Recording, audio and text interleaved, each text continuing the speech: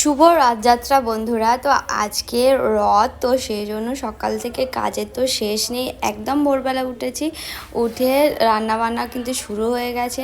আর শাড়ি টাড়ি পরে স্নান সেরে তো এখানে আমি টিফিন করছিলাম, টিফিন করা হয়ে গেছে। এখানে আজকে সয়াবিন আলুর তরকারি, কুমড়োর ছক্কা ছোলা দিয়ে হবে। আর আজকে পুরোটাই নিরামিষ। আর এখানে ডাল করা হয়েছে, এখানে মুগের ডাল করা হয়েছে, আর সাথে হবে একটু পাঁপড় ভাজা।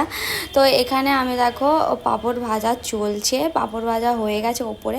আর আমি এখন বসাচ্ছি কুমড়োর ছক্কা। এই ফার্স্ট টাইম এত লোকের রান্না আমি করছি।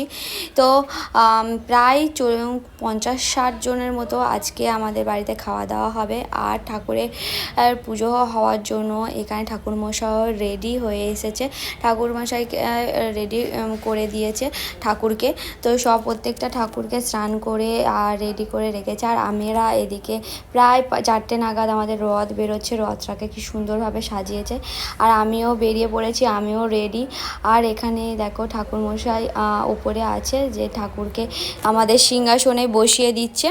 আর এখানে দেখো পিঙ্কি, আমার সবাই, এখানে সব লোকজন, পাড়া প্রতিবেশী রেডি। এখানে কাকিমা প্রত্যেক বাড়ির মতো এবারে আমাদের রথের ওপর তুলে দিচ্ছে আমাদের ঠাকুরকে, জগন্নাথ, সুভদ্রা, বলরামকে। তো এবারে সবাই মিলে একটা একটা করে সবাই একটা একটা মালা এখানে দেবে, মালা গলাতে দেবে ঠাকুরকে। তো দেখো এখানে এত সুন্দরভাবে রথটাকে সাজানো হয়েছে, সাথে সাথে এখানে সারথীয়টা এত সুন্দর দেখতে লাগছে, এত অপরূপ সুন্দর লাগছে যে চোখ ফেরানো যাচ্ছে। দেখো লোকের সমাগম এত।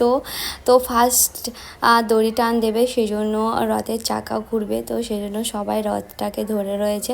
এবার চালু হয়েছে আমাদের রথযাত্রা, রথ টানা শুরু হয়ে গেছে। আর পিছনে দেখতে পাচ্ছ ভোগ বিতরণ হচ্ছে। আর লোক দেখছো কত লোক, এত লোক, আমাদের রাস্তা পুরো মেন রোডটাতে এত ভরে গেছে।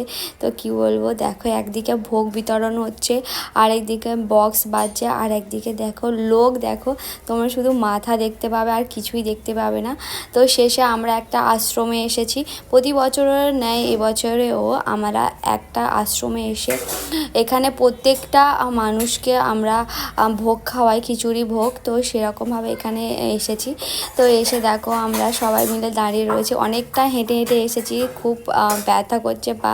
তো ভগবানের কৃপায় অতটাও কষ্ট হয়নি যতটা একটা অন্য সময় যেমন যন্ত্রণা হতো। তো দেখো রাত্রিবেলা আমাদের রথটাকে কত সুন্দর দেখতে লাগছে, এত অপরূপ সুন্দর লাগছে যে চোখটাকেও ফেরানো যাচ্ছে না।